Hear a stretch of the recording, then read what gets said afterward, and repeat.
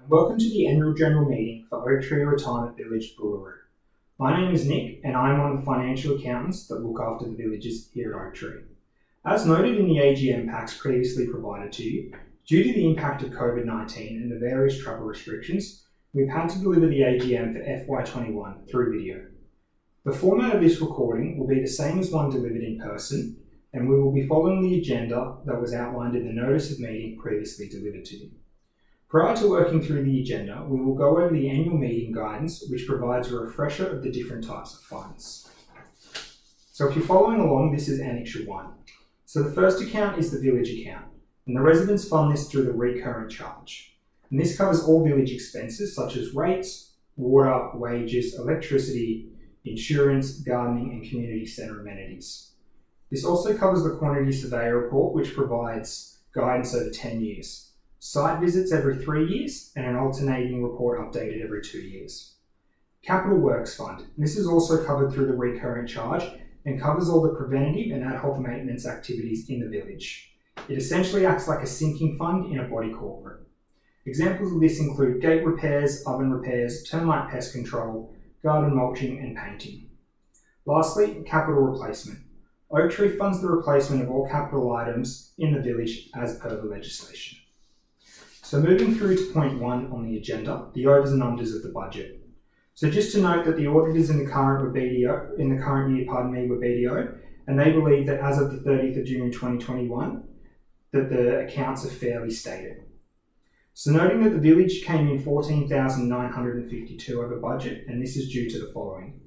Gardening services and general maintenance. This came in under budget by 4,243, and this is just due to a lower level of spend needed on gardening services.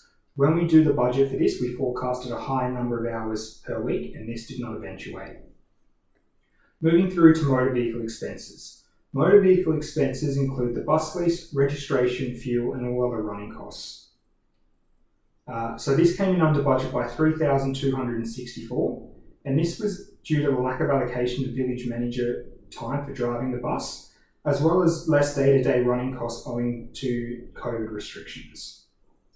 Electricity. This has come in under budget by 20,892, and this is due to 21,585 of cash payments for meters to cash, which represents individual usage.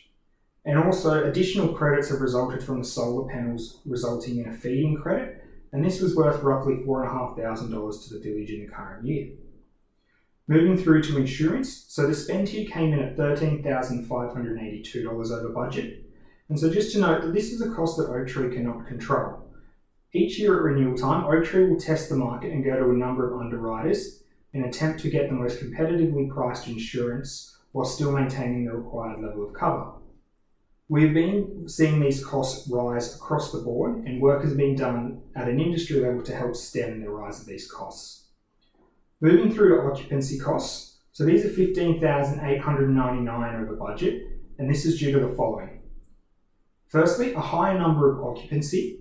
The budgeted figures were worked out on 41 occupied villas while we were actually closer to 60, and further, the overspend is also attributable to the sewerage charge. So the budget was set on an expense per kilolitre, while the actual expense is based per quarter. And this is $20,000 higher than originally budgeted for, and has been offset by a reduction in the waste expense. And lastly, a note on the Capital Works Fund. This expense represents the funds allocated from the weekly fees that is put towards the Capital Works Fund for preventative maintenance. This is a portion of the total fees for the year, and given that there is more income than originally budgeted for, this line will also come in over budget. So now moving through to the capital works expenditure and the overs and unders. Firstly, external clean for the villas, and this came in at $1,913 over budget. And all this represents is the allocation of the groundsman's labour to the line. Pest control for termites, and this spend relates to the annual termite and pest control. There was an overspend of $3,399 here. And this again just is purely driven by a higher number of completed and occupied villas than we had originally budgeted for.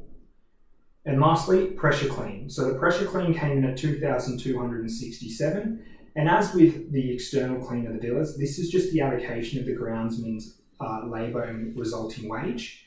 that's been allocated to this line, and this is for cleaning the walkways and driveways around the village. And lastly, just to note, the bank account for the village CWF as of the 30th of June was $50,906, so there is a healthy fund there for future works. Any proposed changes to the 2021 annual budget that did not require residents' consent? There were no changes. 3. Any proposal for capital works that were not notified in the 2022 budget? There are no proposed capital works. 4. Any other items including proposed maintenance plan? There are no changes to the proposed maintenance plan. 5. Future plans for the village, including any proposed improvements? There are no plans. 6. Any proposed change to the management of the village? There are no changes. Oak Tree will remain the operator of the village. 7. Any proposed changes to the level of services provided to the residents? There are no changes. Lastly, number 8, any safety issues? As of the date of recording this video, there are no safety issues that we are aware of.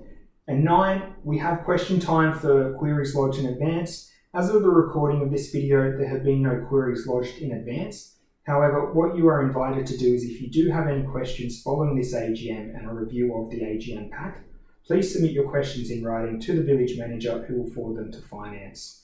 Finance will then distribute detailed meeting minutes, including the answers of any questions, to you following the satisfactory completion of the questions.